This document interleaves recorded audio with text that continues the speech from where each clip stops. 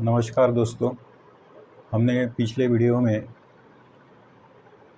मैंने पर्यावरण पे कुछ प्रकाश डालना चाहा और बहुत ही संक्षिप्त में आपको बताना चाहा कि ये जो तीन पहलू है, हवा, पानी और ज़मीन की यदि शुद्धता को हम बरकरार रखते हैं तो हमारी ज़िंदगी अच्छी हो सकती है, हमारा स्वास्थ्य अच्छा हो सकता है, हमको क्वालिटी वाला जो जीवन है वो मिल सकता है।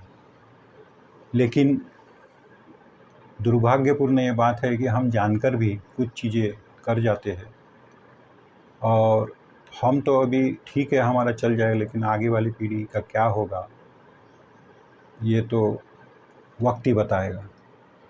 और ये मैं सब चीज़ें पर्यावरण के बारे में मैं इसलिए बता पा रहा हूँ क्योंकि मैं इसी विषय में मैंने एमएससी एमफिल किया हुआ है जियोलॉजी में। मेरा मास्टर ऑफ फिलॉसफी जो है वो एक्सप्लोरेशन और इन्वायरमेंट पे हुआ था, इसलिए मैं इतनी बात कर पा रहा हूँ। और ये जो मैं बात रख रहा हूँ आपके सामने, ये तो बहुत ही छोटी बात है कि जो कोई भी समझ जाए।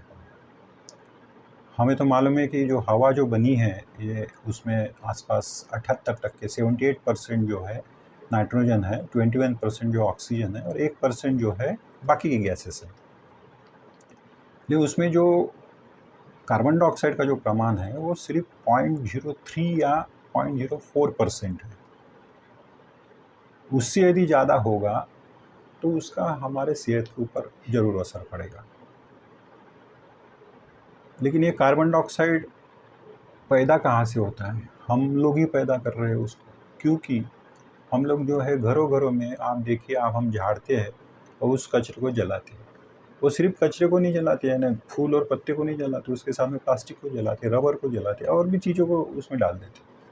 और कुछ लोग तो कचरे को जलाने के लिए उसमें प्लास्टिक डालते हैं।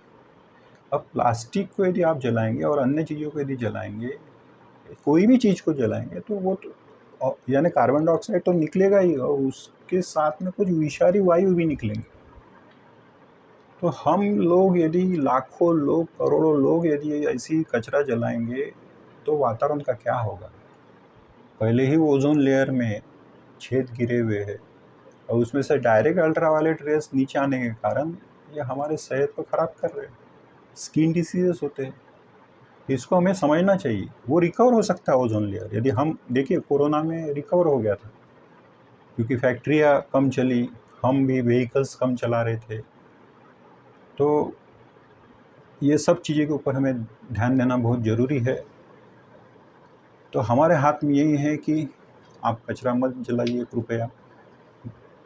ये जो सूखा और जो गीला कचरा होता है अलग अलग करिए। गीले कचरे से हम खाद बना सकते हैं और सूखे कचरे से हम रिसाइकल करके उसको अच्छी नई चीज़ बना सकते हैं। उसके बाद में हम जो गाड़ियाँ चलाते हैं वो बिना धुए वाले चलाइए, उसकी सर्विसिंग करिए, उसको अच्छे से रखिए। यदि गाड़ी चलाना है तो हमें उसको मेंटेन करना ज़रूरी है। बाद में फैक्ट्री वाले जो है, जो कारखानदार लोग हैं, वो जो धुआं छोड़ते, तो जो गवर्नमेंट में जो रूल्स रेगुलेशंस जो बना के रखे उसके अनुसार चलिए तो सब ठीक चल सकता है।